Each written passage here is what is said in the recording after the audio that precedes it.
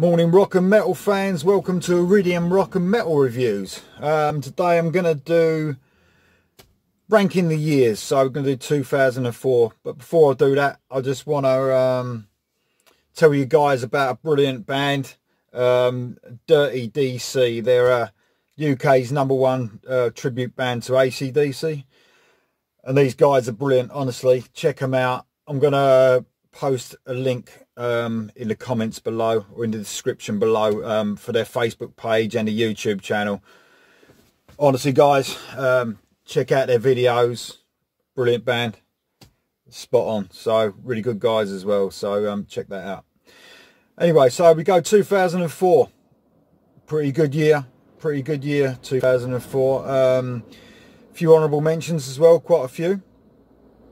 So we know how it goes by now. I'll just tell you my favourites, my top albums from that year.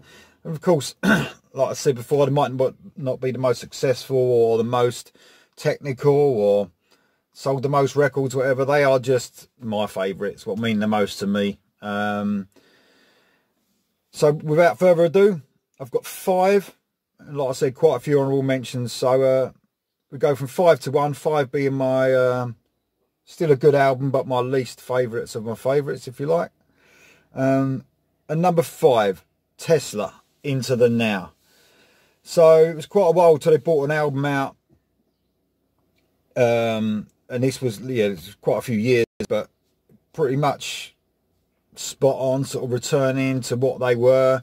You know what, there's still better to come by Tesla, in my opinion. You know, this was a good album.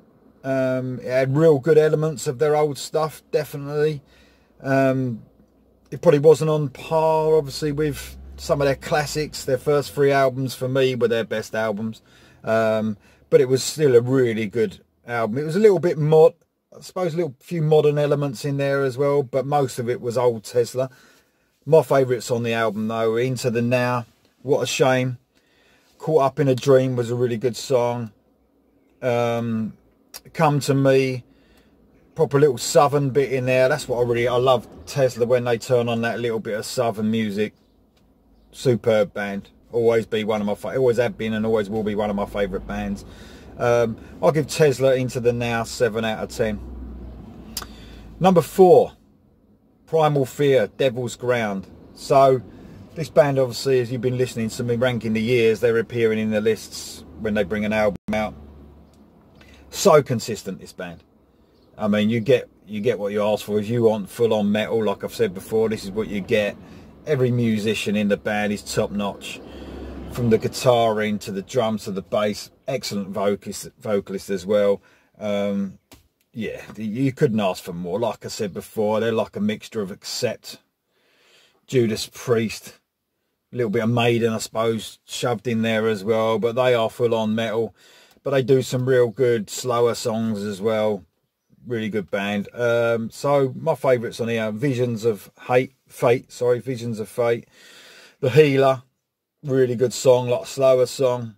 In Metal is a proper like medium chuggy song, real heavy metal song. Wings of Desire as well is a brilliant song. Like, that's a slower song again, more an epic feel. And I'll give Primal Fear, Devil's Ground 7 out of 10 as well. Right, number 3, Jawn, Out to Every Nation. So Jawn, he's been mentioned a few times before by me as well. One of my favourite vocalists at the moment. Very Coverdale sounding on this album especially. I think a bit later on he started to sound more like Dio-ish, that gruffer sort of voice. But on here, very Coverdale sounding. Some really good tracks on here as well. Full up with quality tracks. Honestly, if you haven't heard this guy, check him out. Young Forever starts off the album. Brilliant song. Out to Every Nation. Really gets his Coverdale Whitesnake bit on that one. Something Real. Rock Spirit. I mean, it's... Honestly, if you like the old 80s sounding stuff, you know what I mean, but it's still you got real heaviness and good production, this is it. And I'll give Jawn, Out to Every Nation, 8 out of 10. My number 2, Iced Earth, The Glorious Burden.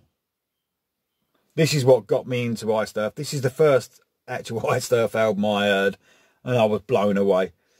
And it was a bit weird because my first introduction to Iced Earth was a new singer. The old singer had gone just for a little bit of time. He came back actually into the band, Matt Barlow. It was really good actually, and most Iced Earth fans prefer him. I can see why his voice does really fit the music. I think they changed their style a little bit for this album. It seemed maybe, I don't know, to fit the voice of Tim Ripper Owens, who came into this album.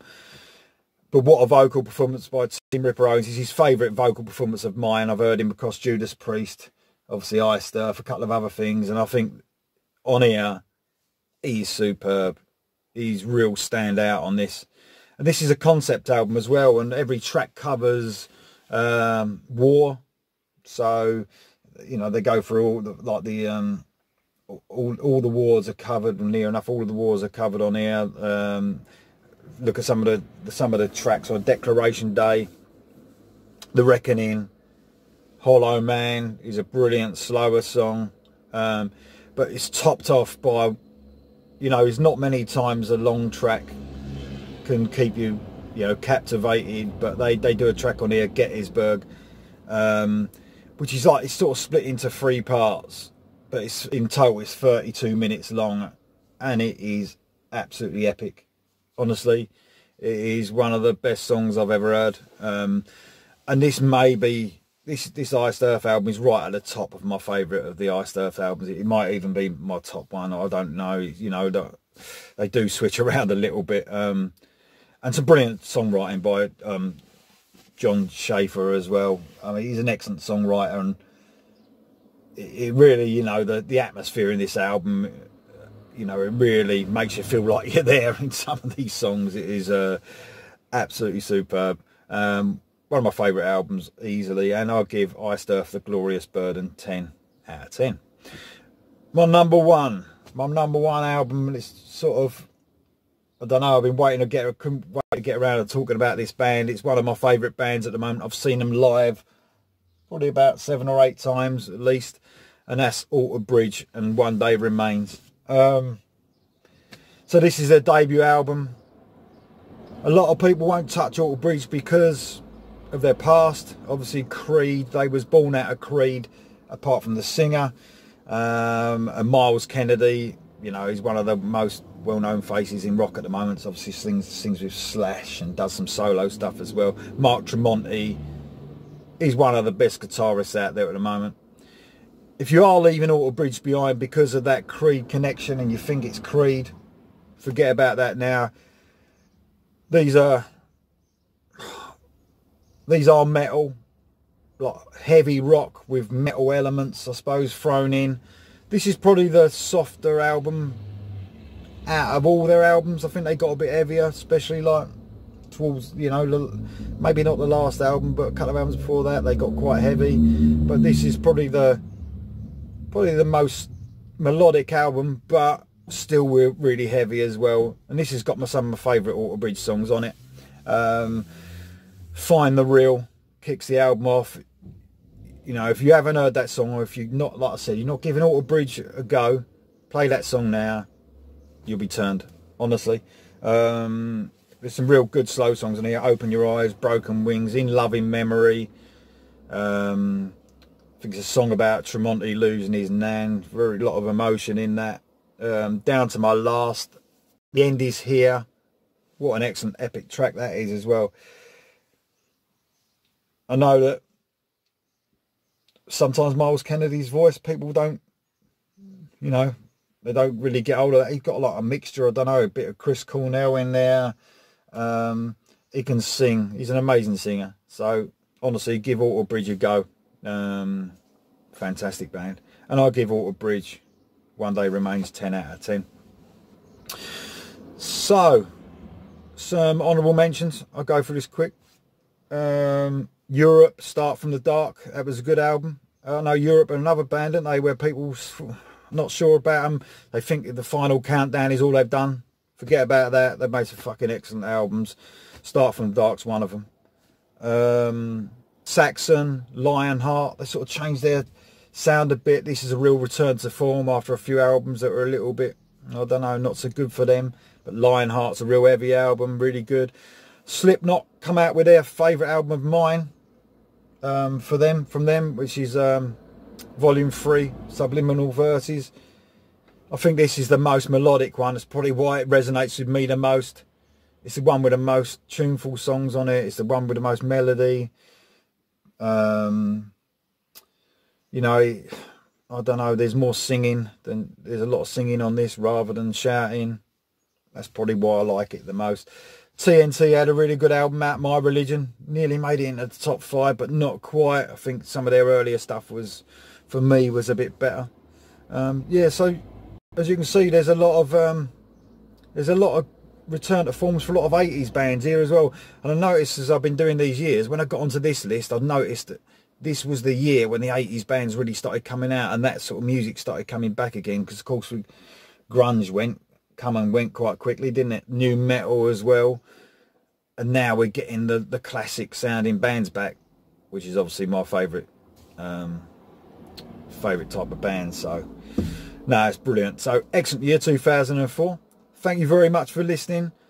Obviously don't forget to have a listen to Dirty DC. What a band. You won't regret it. Please subscribe to my channel, bottom right hand corner. Press the red button. Thank you very much.